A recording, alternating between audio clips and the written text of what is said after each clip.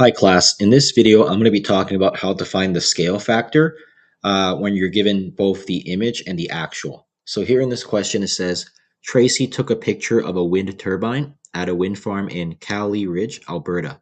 The height of the turbine is 45 meters, so that's the actual height of the turbine. The image shows that the height of the turbine is actually 2.5 centimeters. So right now we have different units. One is in meters and one is in centimeters. So I'm going to have to do some conversion soon. So I know that 1 meter equals to 100 centimeters. Hence, if I were to convert these to the same units, let's say I convert 45 meters to the same units. That means 45 meters would have to be equal to 4,500 centimeters. So now that they're in the same units, I can work with them much more easily. Now, the question it's asking is, what scale factor was used to make this reduction? Now, the key word here is reduction. So they're telling me that I have to multiply a number by the scale factor and it has to be reduced.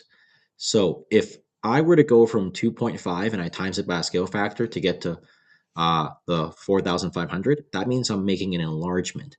But if I were to, let's say, take the 4,500 and multiply it by a scale factor to get to 2.5, that means I'm making a reduction. So that's what we're actually trying to do right now. We're trying to make a reduction. So in this case, I'm actually taking the actual, multiplying it by scale factor, and that will get me the size of my image instead. That's how I can get the reduction. Now I know my actual size. It's 4,500.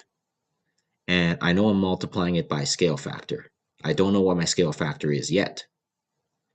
I know image is 2.5 centimeters. So I'm going to write 2.5 here. Now, to find the scale factor, imagine this scale factor was just simply x. It's an unknown right now. I don't know what it is.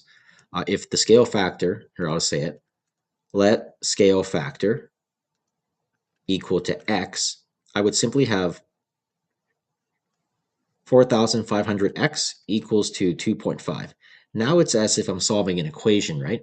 So I want to divide both sides by 4,500 such that I just get x by itself, or in this case, I just get scale factor by itself. Upon doing so, I now have x equals to 2.5 divided by 4,500.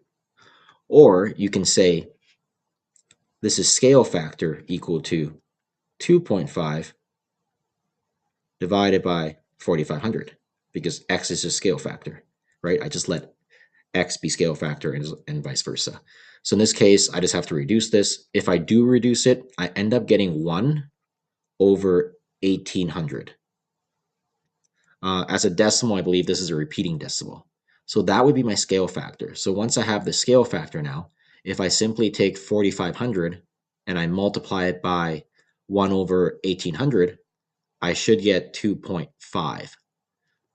You would get a scale factor of 1,800 instead if this was the reverse. It was an enlargement. Then I would take the 2.5 and simply times it by 1,800 to get to 4,500.